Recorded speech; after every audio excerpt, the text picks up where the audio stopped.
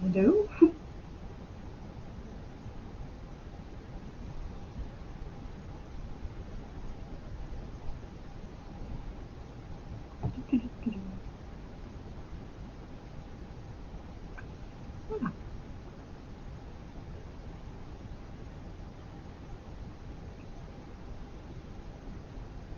Ah, fab, it's working.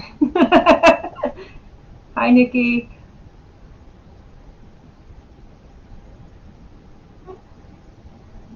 Right, you have to all bear with me because I've never gone live before, so I don't really know how to use this. So please put in the comment thing if you can see and hear me. That would be great. Fabulous. Excellent. We'll just wait for some people to come. Hi. Hi, Emily. Grayson. They're away, Jane. They're away. You know fully well why they're away. They're in the other room.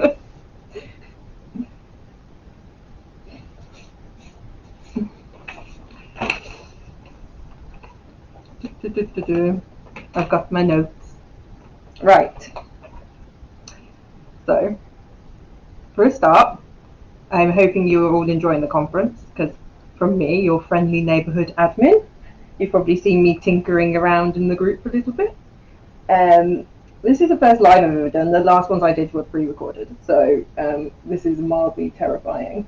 But I thought I'd talk to you today about how to pick a puppy and what to look for when you're picking your puppy, because people in the pandemic, the amount of people getting dogs from various places has increased just exponentially. Like, it's gone crazy, and people have taken advantage of this, and perhaps there's not very good breeders and rescues that are taking advantage of people. So I just wanted to talk to you today about how we would pick a puppy and how we would pick our next dog and the red flags to kind of look out for. I'm not a natural public speaker, so please bear with me. The first thing, if you're looking to get a dog, you have to kind of consider whether a dog is actually right for you. Obviously, probably preaching to the choir here because probably all of you have dogs. But the thing we would look at first of all is whether a dog is the right pet for you. They are very time consuming, as you probably all know. I've got my notes down here. You know, they're very expensive, and they have species specific behaviors that need kind of meeting. They have like species needs that need meeting, such as exercise, and we're going to come to breed in a minute about breed specific needs. But in terms of actual dogs, they have species specific needs that require meeting. So when I'm from I did a national diploma in animal management, and enrichment and things, and meeting the needs of captive animals was a big thing of that. But often cats and dogs don't have their needs met in quite the same way, which is obviously where problems can occur. So, you know, is a dog right for you? Have you got the time to dedicate to a dog? In the first 2 years of the dog's life, have you got the time to dedicate to training your dog? Have you got the resources to feed your dog good food, not, you know, a species specific food, whether you feed kibble, or we're not going to get into that debate. Have you got the time to dedicate to exercising your dog? All these things are considerations you have to think about before you even look at getting a puppy or a rescue. We're going to talk a bit about rescues as well. A dog is a long commitment. We hope about 15 years. We hope for 15 years. But, you know, 10 to 15 year commitment. And you have to make sure that the dog you're getting now is the right dog for you for 10 to 15 years, and whether that will be a right choice for you for that amount of time. So I'm assuming everyone here has dogs. So uh, we have to consider, which is probably one of the most important considerations for picking your puppy, is the breed of your puppy. And this is where a lot of people kind of not fail, but fall at the first hurdle. Have you picked a breed that is suitable for you? So you need to think, what do you want your dog for? And is the breed that you're interested in suitable? I'm a big believer in that dogs are not balls of clay that are moldable to whatever you want. Some of the clay is actually already molded when you get your dog by genetics and by their life experiences before you've even had them. You cannot just get a dog, and sort of hammer it into your lifestyle. You have to pick a breed that suits you. So my breed, I have flat-coated retrievers. And the reason I have flat-coated retrievers is because I wanted a dog to show, first and foremost. I wanted a dog that could also go out and compete in competitions, such as gun dog competitions. I run them in working gun dog tests. I am starting agility.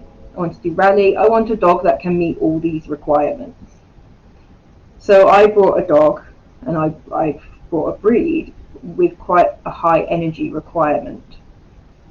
If you are someone who just wants a pet and doesn't really want the high energy requirements of a flat-coated retriever, you would be looking at maybe a nice toy breed, a breed that was bred as a companion dog, more than a breed that was perhaps bred as a working dog.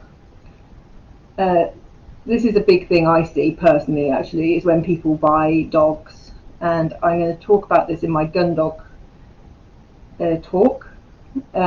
People buy dogs maybe on appearance. I don't know why people, maybe on appearance that they look lovely, maybe they've seen one about, maybe they've done a bit of research, I don't know.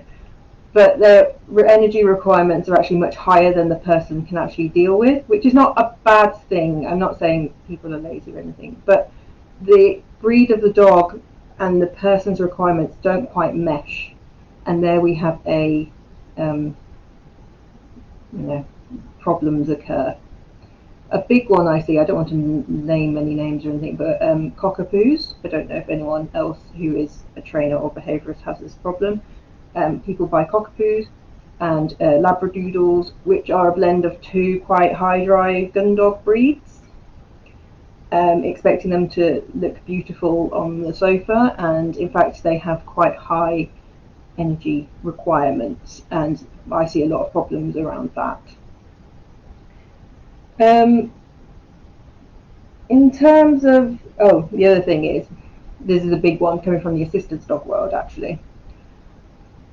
Obviously, this is a conference for trainers, and there are pet owners in here as well.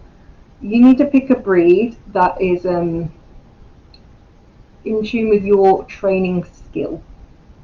So I'm not going to sit here and say that there are breeds that are unsuitable for assistance dog work, because a lot of people work a large variety of breeds as assistance dogs. But I think some people maybe mismatch the dog breed that they have to their training skills. So people that don't have a lot of experience training buy a dog that's quite independent and quite aloof. And it's not anyone's fault the dog is bred that way. The person is just starting their training journey. But sometimes there's a little bit of a mismatch there. So it's really important to consider your training skill at the same time as all the other considerations. You want to think about whether you want a pedigree dog or whether you want a crossbreed dog, or whether you want to rescue or buy from a breeder. Both are completely valid. I'm not going to sit here and do breeders versus rescue. It's up to you in terms of what your requirements are, what your lifestyle is like, and personal beliefs come into it as well a bit. all options are valid, but we'll talk a bit about breeders and rescues in a bit. You also need to decide whether you want to have a puppy or an adult dog. So puppies are very much hard work, and I think people forget that, and I definitely forget when I get a new puppy. Puppies are hard work, and I have to say this to a lot of people. Puppies are very hard.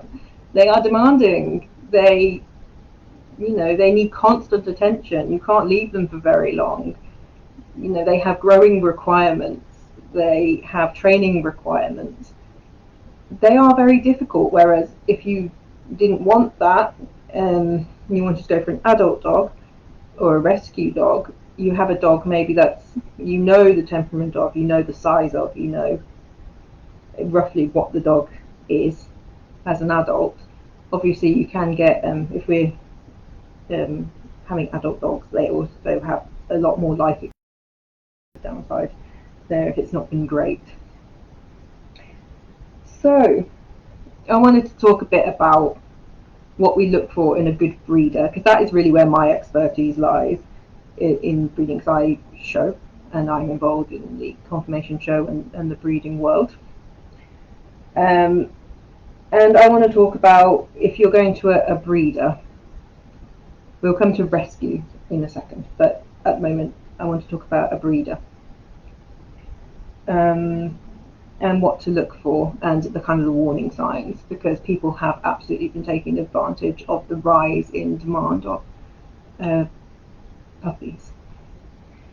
So after we've chosen what we want our dogs for, and we've picked a breed that is good for our lifestyle, I've just realised there's those comments. I do apologise. After we've picked and we've considered everything, we've considered the dog is right for us, we've considered the breed, we've considered whether we want a rescue or a puppy, and we've decided the puppy in this instance, and we've decided we want a pedigree puppy. We're going to do pedigrees first. You want to find a breeder who competes in either conformation showing, has a working dog, or competes in a discipline. Particularly if you want a pet dog, conformation showing where dogs are judged against a breed standard for type and temperament is where you need to be focusing your search. The best place to look for a breeder like this is if you go on the Kennel Club website, or there's a website called Champ Dogs who have all the pedigree dogs, and they only list pedigree dogs on Champ Dogs. This is where my paperwork comes out. If you're getting a pedigree dog, you will get one of these, hopefully. I don't know if you can actually see that. This is Jack's.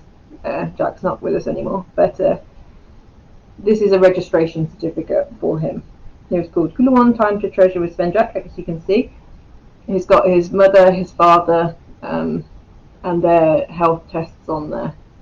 This is actually a good one, because this one says that he was endorsed, so the breeder put an endorsement on him. That meant none of his progeny could be registered with the Kennel Club, which is a thing that a lot of responsible owners do.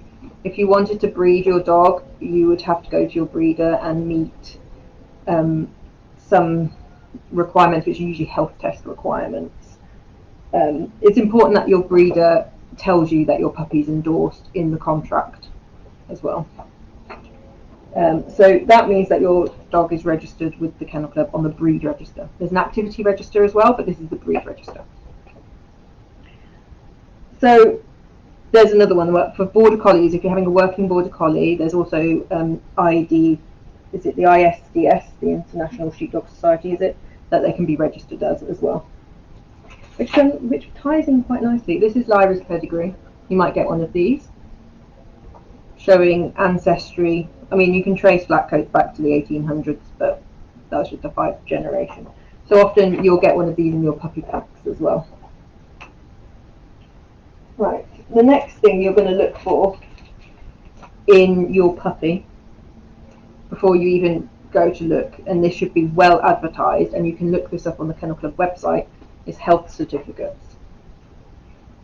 So this is Lyra's eye certificate. So for flat coats, we need the BVA ISDS KC eye certificate, and we need a gonioscopy to check for glaucoma.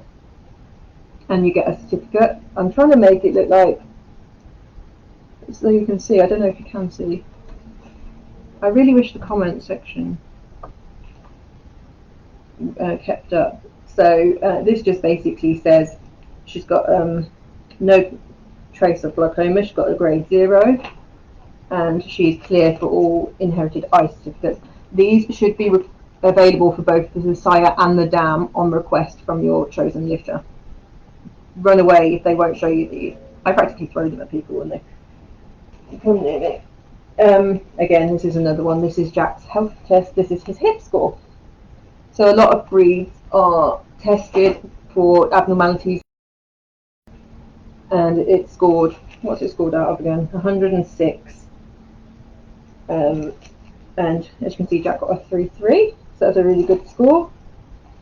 Again, these should be available. They should throw these at you. Run away if you don't get given these. If you want to know for your chosen breed, the Kennel Club have recommended tests on their website for each individual breed. So for flat coats, you need your hips, gonioscopy or gonioscopy, I can't remember, I don't really know how to say it, and the BVA certificate.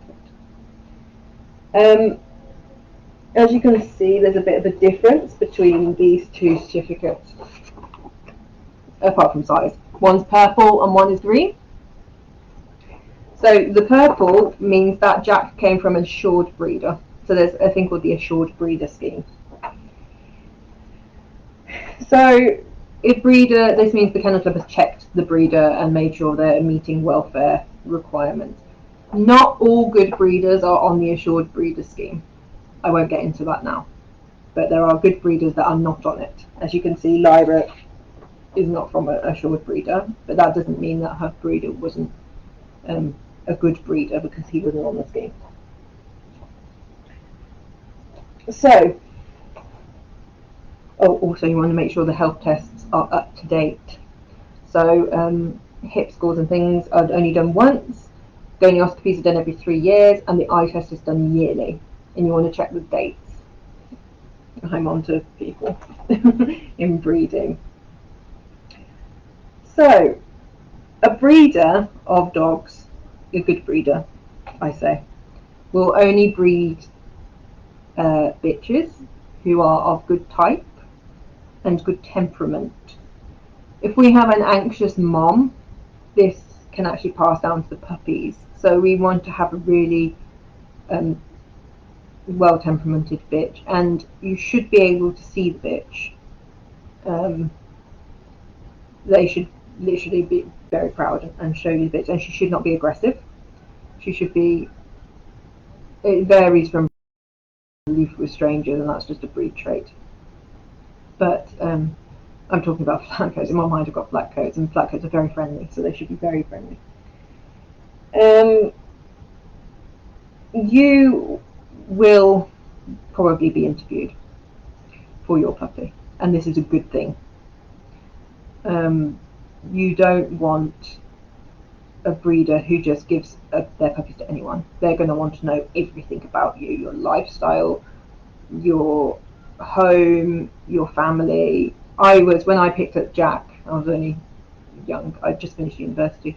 He was a graduation present to myself, and they sat me down and they grilled me on why I wanted a flat coat. It was very intense.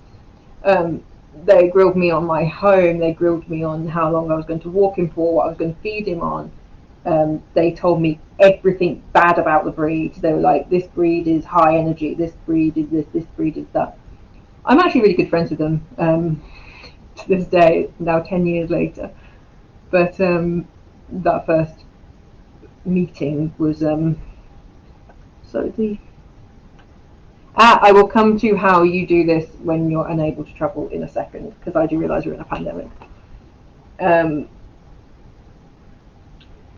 yeah, that was a very scary first experience. Like I said, really good friends with them I actually brought Teddy, my second dog, off them, and I didn't go through the interview process, but they will want to know where their puppies are going.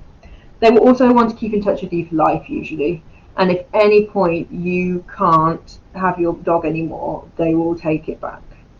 And I have a friend who's a breeder who one of her dogs went into rescue, and she hunted it down across the country. She found it in the end. She hunted it down to see where it went. She was like, I'm not losing a baby. So they want to keep in touch with you for the rest of your puppy's life.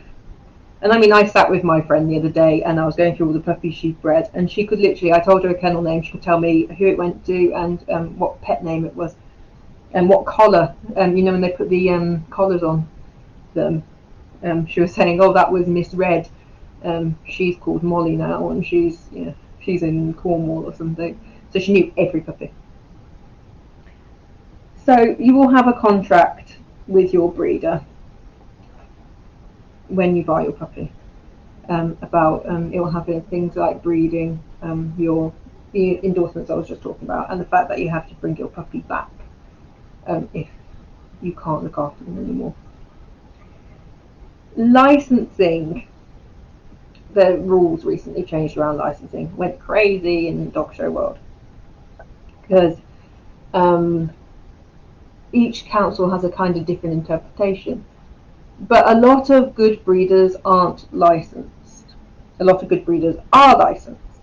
Having a license isn't the be-all and end-all of good breeding practices. It's to stop people breeding lots of dogs in bad conditions. If you are a low show breeder, you know what I mean. If you don't breed that many litters, if you only have one litter every 3 years, you're not going to have a license. You're a hobby breeder, and you are you're going to it's not going to be worth getting a license anyway, and you fall outside the scoping. I lost my train of thought then. So how would you do that in lockdown right now? I know a lot of people who are using like Zoom. Like, I say like this isn't Zoom, but a lot of people are using Zoom and showing the litter through Zoom. I'm not sure what the regulations are around picking up your puppy at the moment are, but I know people are using like technology to view the puppies and view the litter and to talk with breeders and things to when they're looking at their puppy. And you can kind of see, it's harder, but you can kind of see the same things as if you were there. I suppose it's easier to hide things on Zoom, but a lot of people aren't doing that. There's no other choice really. So when you go and see your litter, or if you see them on Zoom, what should you look for? The puppy should be happy and alert, and they should be rolling around on the floor. I don't want to say fat, but they should be like I'm sure you've got a thing in your mind about little puppies and what they should be like. They should be happy, they should be inquisitive, allowing for types differences in the personalities and things. They should climb on you, they should bite your hands, obviously not through Zoom.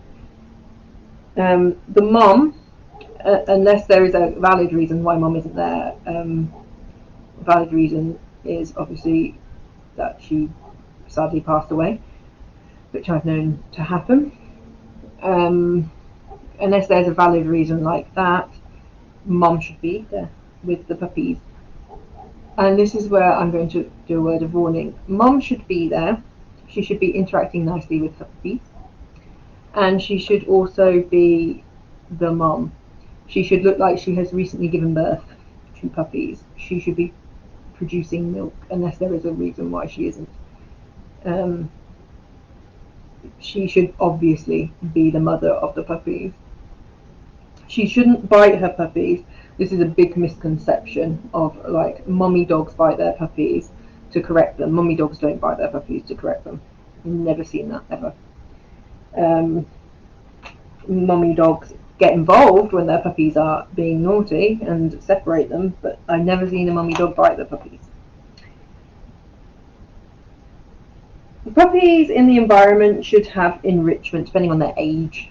Usually people don't let you come for the first like 2 to 4 weeks because of the risk of infections.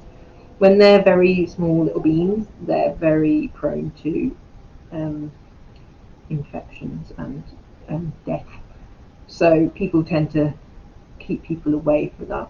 But when they're sort of getting towards like 5, 6 weeks, they should be running around as much as they can run around. They should have toys and they should be exploring their environment.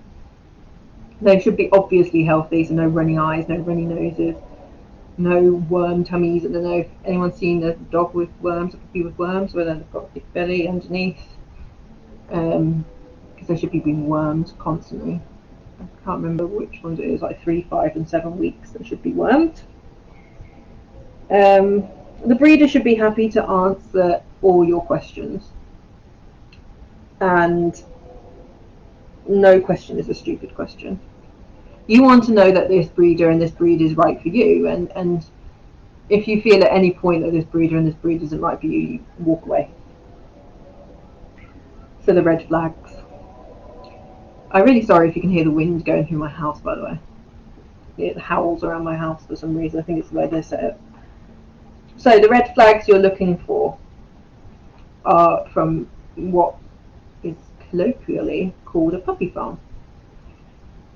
So a puppy farm is where lots of breeds of dog usually are, or some people do it with just one breed of dog, but often it's lots of breeds of dogs are bred in not the best conditions.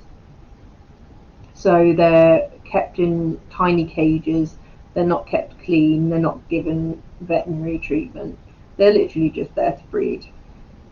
And the mums are usually, the bitches are usually bred back to back, so there's no gaps between the litters, which is why I was talking about the Kennel Club registration certificate earlier, because the Kennel Club, you're only allowed to register 1 litter per bitch per year with the Kennel Club.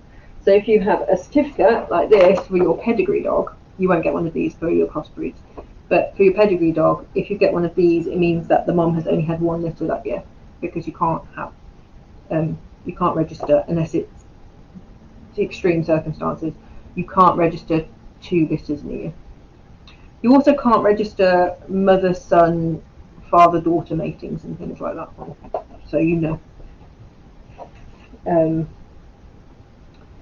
So the dogs are not kept in the best conditions, and then I'm generalising, but the mothers then tend to be discarded when they're done with them. They're literally only there to churn out puppies to make money. But you're not going to turn up to pick up your puppy and be open, have the side of a barn opened, and there's going to be loads of puppies in cramped cages, and you're going to be like, oh my god, I'm not buying a puppy from here. They're very clever. They know people are more aware, and they try and disguise it. So a big red flag is, without a good reason, you can't see mum, or the bitch that the puppies are with is obviously not the mother and is not interested in the puppies. Saying that, around 8 weeks, the mum the interest in the puppies tends to drop off anyway. But that's what my experience of them. But the bitch, if there's a bitch with them that isn't the mother, she won't be interested in them at all. That's a big red flag. I've written all my red flags down. A good thing, if you see an advert online with a phone number, put the phone number into Google and see if any other adverts come up with different breeds. If you put in the number and there's loads of adverts for different breeds of dogs, that's a puppy farm, walk away. If they have puppies that are just always ready to go, just like if you go to a pedigree breeder, there's usually a waiting list, so you will have to go on the waiting list and wait for your puppy. If you find a puppy that's ready to go, be a bit wary. Not always, but be a bit wary. If the puppy doesn't look well or is unsocialized, So they're scared of people, and they're kind of not interested in being around people. Walk away. Don't buy a puppy from a puppy farm, even if you think you're saving it, because you will be in for a world of problems. And I'll talk a bit why puppy farms are bad in a second, behaviourally. But you will just be funding these operations, and they're set up to take advantage of people. Always pick your puppy up from the breeder's house if you can. I think there's like COVID specific ways you can do this at the moment, but don't meet in services, don't meet in car parks. Sometimes they will take the puppies to a house, so that's not always foolproof. Avoid dealers and pet shops. At the moment, there's a new law that's come in that says a dog or a cat is under 6 months is not allowed to be sold by anything but the breeder and the or a rescue. So puppy farms, the puppy, why they're bad behaviourally. I'm not a vet, I can't talk medically, but behaviourally, we've got a puppy who is being brought up in not the best environment from usually quite anxious mothers. And we know from studies that puppies can, if a puppy comes from a bitch who is anxious, then the puppies tend to be anxious. If we come from a bitch who's aggressive, the puppies tend to be aggressive. The puppies will be unsocialised, they won't be used to any kind of household noise. Whereas if you have a puppy from a breeder who's brought up in the house, they'll be brought up around the other dogs, they'll be brought up around household noises. A puppy, farmed puppy won't be. They will also probably not be socialised to other dogs, and you'll be at a massive disadvantage when it comes to socialising them.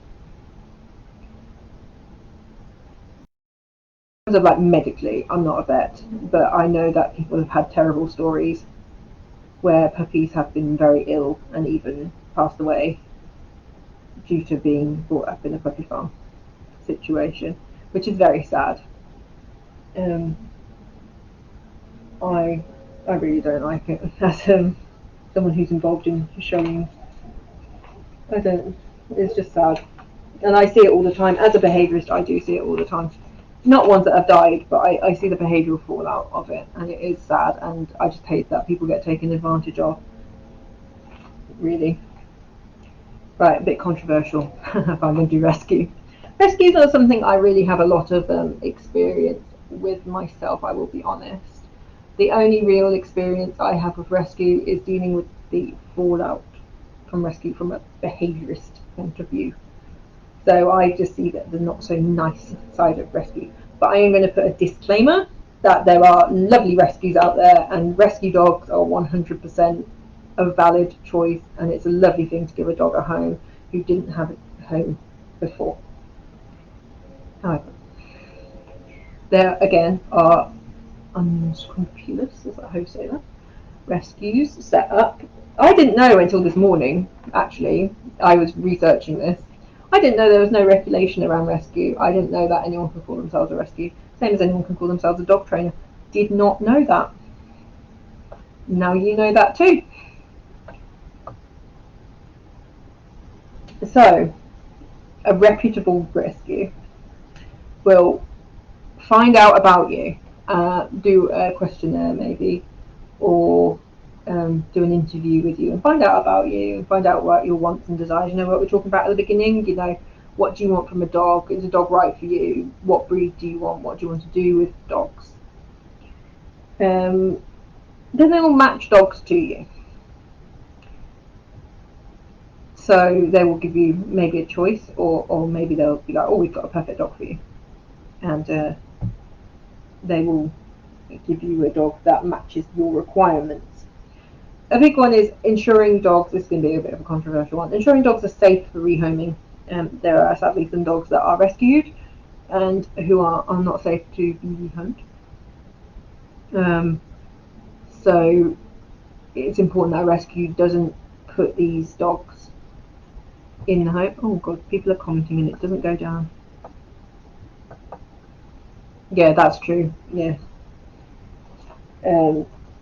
I don't know any breeder that would be seen putting their puppies into rescue, but there are breeders who do utilise rescue as a way to get rid of puppies that they haven't been able to sell, or people that have overbred dogs, and it's not acceptable, 100%.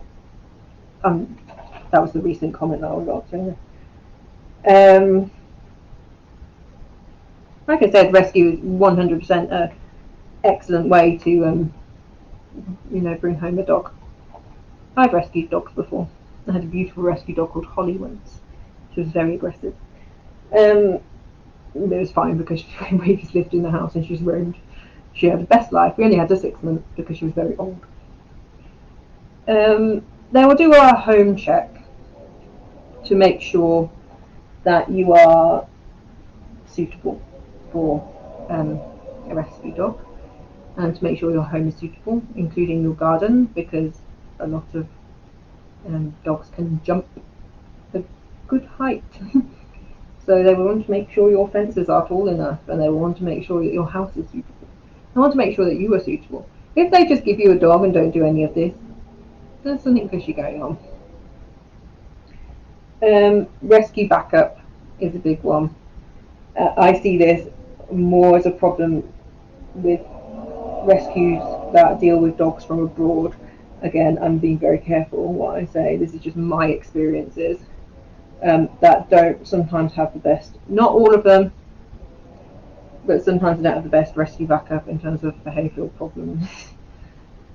So you want to know that your rescue has got your back if you have any behavioural or medical issues with your dog, and good rescues will have that. I like this one. This one may just be my opinion, but neutering at the right time. A lot of a lot of rescues require dogs and bitches to be neutered when you take them from them. Which, to be fair, if you're not breeding, and unless you're, this is a whole different issue, but unless you are involved in something and your dog has been proven to be a good example of their breed, and your dog has been proven healthy, you shouldn't be breeding. Unpopular opinion. I'm probably not going to be very popular for that. But having an unspayed bitch isn't very nice. They just go through seasons constantly, so it's probably a good idea to spay them anyway. But we don't want rescues that are neutering dogs at 4 weeks old, which I've seen before. We want them to neuter at the right time for that breed. Whether that's 6 months, whether that's 2 years, we want. Hopefully the rescue will be placing the dogs with responsible homes, so breeding won't be an issue. But we want dogs to be neutered at the right time. So in terms of non-UK based rescue, so I'm talking a bit about UK based, there's non-UK based, so that's getting the foreign dogs from abroad. We want to be testing for diseases that are not endemic here, but are over wherever the dog has come from. Check story. This is going to be a bit of a controversial one as well. Check the stories they're telling you about the dogs are actually true.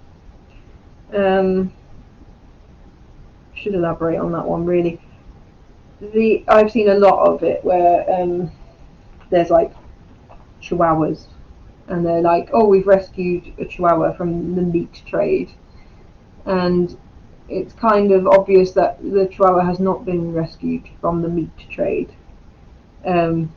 Obviously dogs are rescued from the meat trade, but just make sure that the stories they're telling are correct.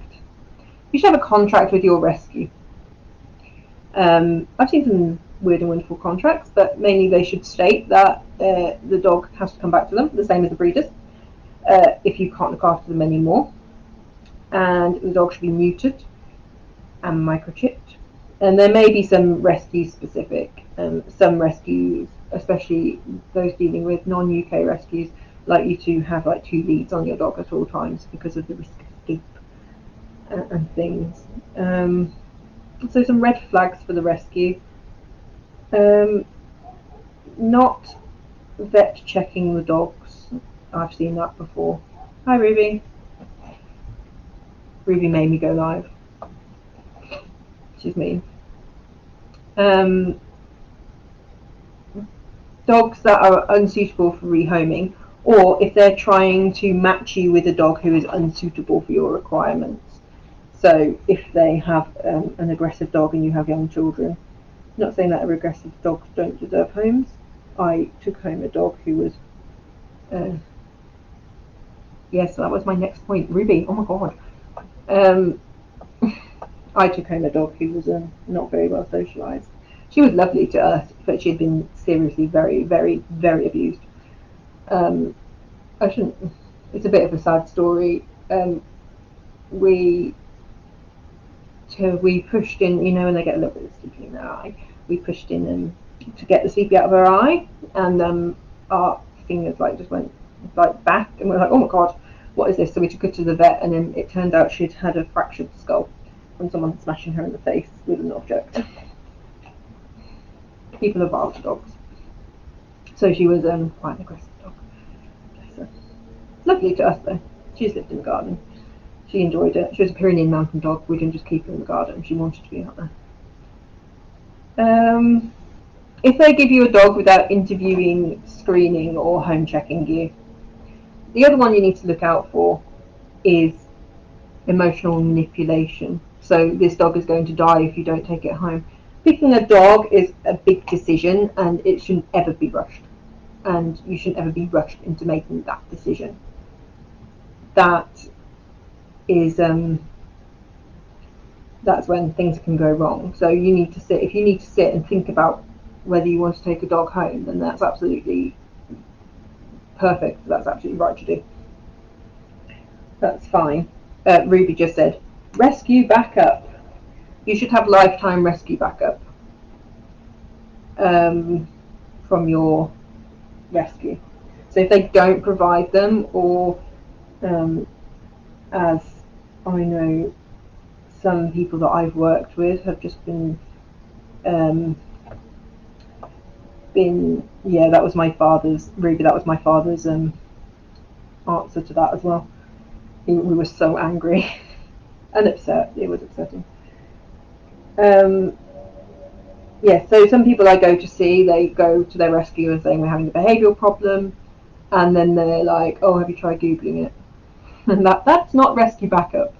We want proper rescue backup in terms of behaviour, because some rescues can have behavioural problems. Not that saying that rescues have a bad reputation for all having behavioural problems, and they don't. There are a lot of nice rescues who don't have. I say nice. They're all nice. There's no such thing as a bad dog. There's only dogs with struggles. That's what I say. There's no such thing as a bad dog, and there's no such thing as a not nice dog. They're all beautiful. That's true. That's a good point, Ruby. The responsibility of the rescue to find the dog an appropriate home. It's not yours. This one I've come across sometimes. They don't transfer the records of your dog, especially the microchip details. I knew a rescue a long time ago that did this. They wouldn't change the microchip details over because they said if you lose your dog, you are not responsible. And yeah, that's not an uncommon story. Like I said, there are some lovely rescues, but some not so good ones. That's Beth that just said the one I got Snoop stopped checking up, helping me after a year old. I've heard that one before as well. And yeah, the microchips, they don't transfer the records on the microchips, because apparently you're not suitable if your dog gets out or you lose them, which is absolutely ridiculous. Unreasonable prices I have here. Reasonable adoption fees. Seen some interesting ones in those in the I've got to be careful what I say. Seen some interesting unreasonable adoption fees as well. Saying that, I'm talking about my experiences as a behaviourist, so my view of this is extremely skewed. Like, there are people I know that have got rescues that are, you know, they might have had issues, but they may not have had issues, but they're matched appropriately and they've had rescue backup, and it's all been lovely and it's been a great experience. My experience as a behaviourist is very skewed in the other way, where I get the people coming to me who don't have the rescue backup. The same with the breeders as well. I get people coming to me who don't have breeder backup, which is terrible. So I'm not all up on rescue. Like I said, I only ever see the fallout as per my job. But like I said, there are some lovely rescues out there, like the one I got my Holly from, which was 2000 and when was she? 2007, I think.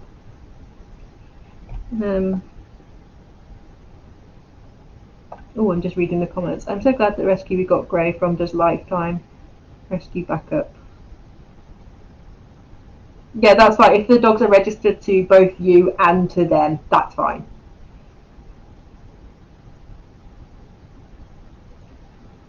Yeah, that's Aimee. That's a story I see a lot as well.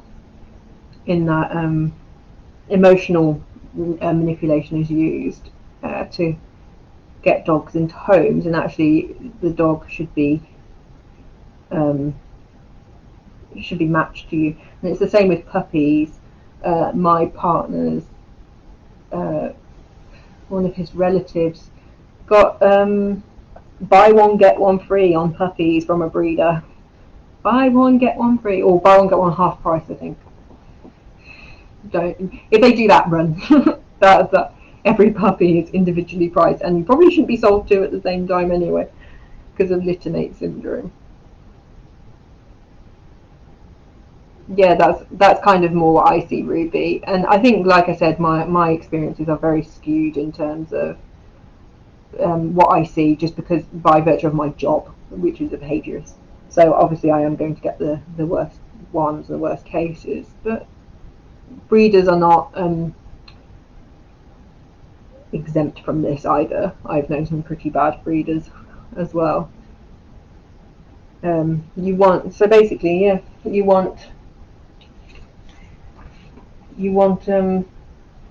to do your research. I mean, proper research. And a breeder, going back to breeders, you shouldn't be able to just go out and buy a dog, whether it's from a breeder or a rescue. You should be subject to interviews, home checks, all of that. In terms of breeding, you will be on a waiting list for a long time at the moment. I don't know, I've got a friend who breeds, and I don't know how long her waiting list is, but it's over a year. So she means breed the most beautiful spaniels. Yeah, and she often has people coming back to her, so they've brought a puppy in the past, and then they want another one, so they wait.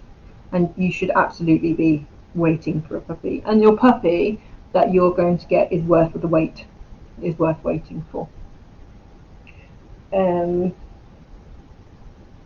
So I've actually had a bad experience myself, but I'm not going to go into that. I think I touched on it briefly in my Lyra talk where I had a puppy who died, but I don't really want to talk about it. So, has anyone got any questions about? I hope I've covered everything I wanted to talk about. Yes, that is also a thing I see. They reduce the price of a puppy. Oh, that's the one thing I should talk about at the moment. This is the thing from a toy, you know, that they slide the bones out of and get having fiddling with it. That's a I was going to say about the Kennel Club assured breeders. Yeah, you don't, just because they're an assured breeder, like that isn't the.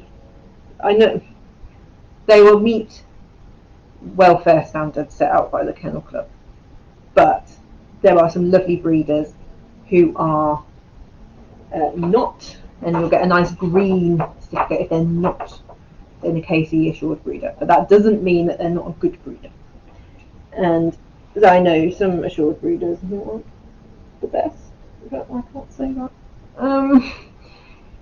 And the same with licensing. Some puppy farms are licensed. Some really good breeders are not licensed. So yes. Oh yeah, that's what I was going to talk about. Prices. Prices have been inflated by. Completely lost my train of thought. But prices have been inflated. So I've seen £6,000 for a golden retriever. This is ridiculous. A good show breeder will actually be keeping their. I say a show breeder, but people that are in like the breeding kind of community, like the breeders who show and work and stuff, are keeping their prices. So I think flat coats were 950 and now they're between 1.2 and 1.4, and prices are being kept. Prices are being kept down, and oh my god, prices are being kept at a good rate. So don't always think that more expensive puppies are good puppies, if that makes sense. What would you do if a breeder is contacting you for the first day of your dog's life, constantly asking how the dog's is?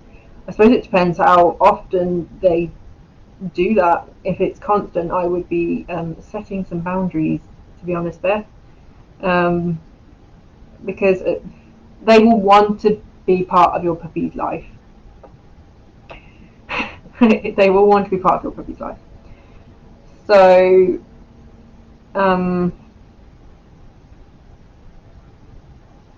but I think if it's getting too much to the point where it's a bit harassy, I think you need to set some boundaries. Maybe do your own emails and just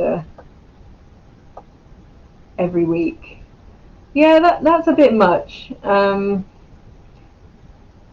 Yeah, I would be setting some boundaries there if I were you. Yes, that's a good point from Ruby. Ask why.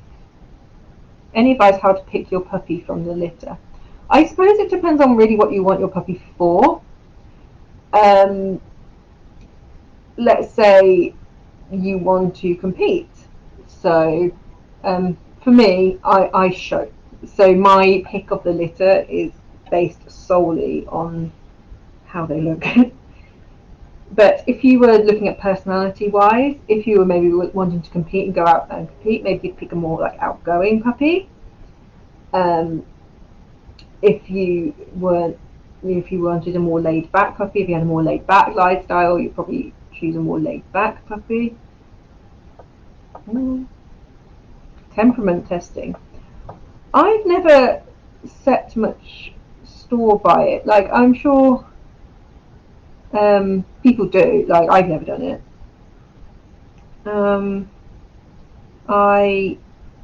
I just usually get given my puppy because it's the best one. So this is your show dog. But I think I don't know enough about it to answer like properly and fully, and maybe I'm completely wrong. But I don't know if puppies' temperaments are maybe fully formed at 8 weeks old. So if you're picking a puppy based on temperament tests, I'm not really, sure. I suppose in terms of whether it's a bold puppy or a shy puppy, or whether it's or whether it's outgoing, or whether it's confident, or whether it's not so confident, it could probably give you an answer. But puppies continue to develop long after 8 weeks. So in terms of picking one from the litter, often the breeder actually picks one for you. So if you're like, I love going for walks up mountains, and I love going out every day for 8-mile hikes, they'll probably give you a more outgoing puppy. And if you're like, oh, I love sitting down and watching a movie in the evenings, probably give you a little bit of a quieter puppy. That's how my friends do it. In terms of instead of actually you picking your puppy. But I suppose, like you said, I think it depends on what you want. Are there certain breeds that you would avoid for introducing to multi-pet households with cats? It's interesting because some cats, every dog is different even within breeds. So I'm going to have to generalize massively. I'll come to your question in a minute, Lily.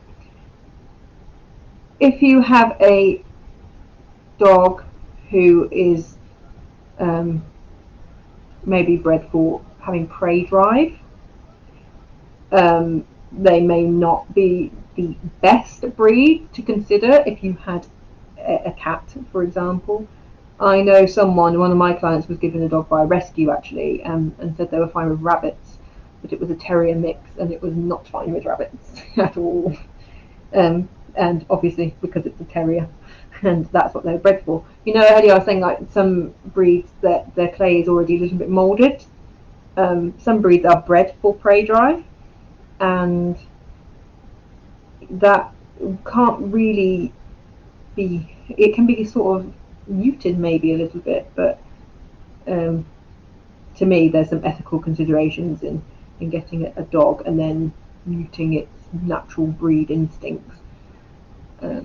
So if you were having if you had a cat, saying that I've got gun dogs and I've got a cat and they're absolutely fine together. But my gun dogs aren't bred for killing things. Whereas if you had maybe like a terrier breed or something. But like I said, differences in the dogs. You can have differences even within the breeds. So you can have a terrier that's absolutely fine with cats. You can have a greyhound that's absolutely fine with cats. I use those two as an example because I know myself those two breeds that I tried to kill cats. That wasn't the generalisation. Apologies if this question was asked, but how would you recommend the best way to find and make sure a breeder is a good choice? My dogs get beaten up by the cat constantly. Oh, well, my rescue dog, Holly, who I was just talking about, used to kill my chickens. She used to kill them, but there's nothing you can do because that was in her nature to do so. Even though it's not a Pyrenean mountain dog thing to do, she still did it. Dog differences within the breed. So how would you find the best way? How would you recommend the best way to find and make sure a breeder is a good choice? I would make sure that the breeder competes in some sort of discipline. To me, I'm very biased because I show. So I would recommend finding a breeder who shows. I'm not going to go into the ethics of the certain breed standards here. I do understand why people have certain reservations. I'm not going to go into that right now. But you want to find a person who shows. This is a good way to summarise it actually. If they are a pedigree dog breeder, obviously a pedigree dog that exists in this country and you can register in this country. There are some that aren't registered by the Kennel Club just yet. You would get your registration certificate. Purple for assured breeder. This is Jack's. Jack's no longer with us. You should be able to trace your pedigree dog's history. Ooh. And they should be absolutely throwing your dog's health tests, even if you have a crossbreed. So even if you have a Labradoodle or a Cockapoo or something like that, they still have to be health tested. They're not answerable to anybody because the Kennel Club, if you're an assured breeder, you're answerable to the Kennel Club for health tests. But it's a good idea to ask for these. You do not, this is the hip dysplasia one, you do not want a dog with hip dysplasia. You do not want a dog who has to have their eye removed because they have glaucoma. Again, look on the Kennel Club website for your personal breeds or mix of breeds. If it's a mix, do both the breeds in the mix for what health tests they should have. Because you do not want any of these conditions and you do not want bad hips. Some dogs also get scored on their elbows, especially Goldens and Labs. And anything really above a 0 or so, but 1 is right. But not only is your dog health tested, they should be good health tests and they should be in date. The breeder should be absolutely approachable and they should want to answer all your questions. A good breeder will love their puppies and want them to go to the best homes. A good breeder will want to keep in touch with you for the rest of your dog's life. This is going to be really sad now. On the day that Jack died, I rang my breeder of Jack and spoke to her. That was the length of the, not the service I got from them, but that, like, on the day he died, 9 years later, he was only 9. 9 years later, I rang and told them and spoke to them about it. And that they were there for me from the day I picked him up to the day that he died. And I've even gone and spoken to them before COVID times. I've actually gone and spoken to them, and they actually spoke to me about him dying after he died as well. That was the length of how much they loved him and looked after me for the entirety of his life. People need to realise purebred doesn't equal well-bred, and mixed doesn't always mean badly bred. That is absolutely 100% true. Because I do pedigrees, I'm steering like on the pedigree side because that's the side I know. But you can have well-bred mixed breeds, and I know people that do mixed and crossbreeds very well, and I know people that do it for purposes. So you have your Cocker Spaniels and things for gun dog work. That doesn't mean, obviously you won't get a registration certificate because then the registration is for pedigree dogs. But some people are excellent breeders and they breed crossbreed dogs. It should feel like a CIA interrogation. I was terrified the first time I went. And pure breed, again, doesn't always equal well-bred. You want people, if you're getting a purebred dog, they're breeding for type. And for type, you need to look at your dog's breed standards. Again, I'm not going to get into breed standards.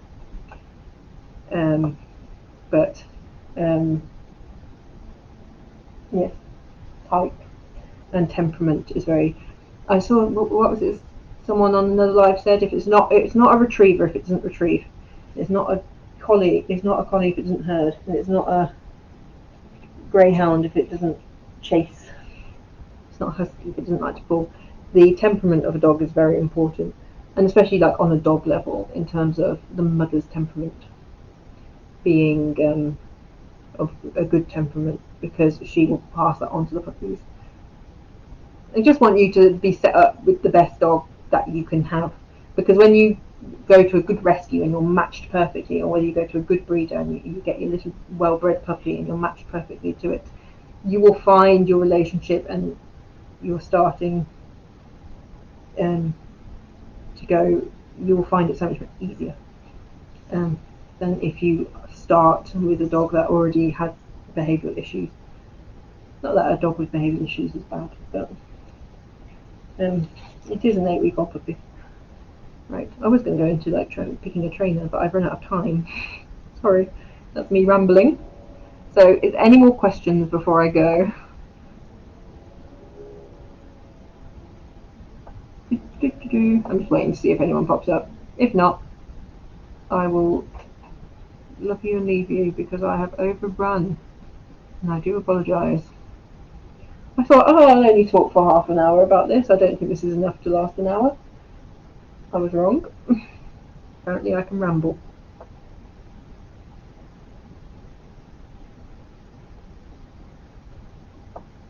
Ah, yes. But that doesn't mean they're a bad breeder. That just, accidents happen. We don't want them to happen, but, you know, I was talking generally.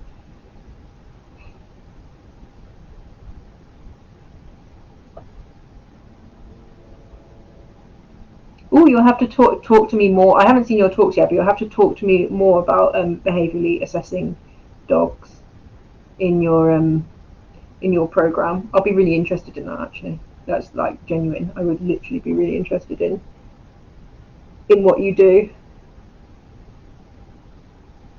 Oh, I'm glad you all liked it because I was absolutely terrified.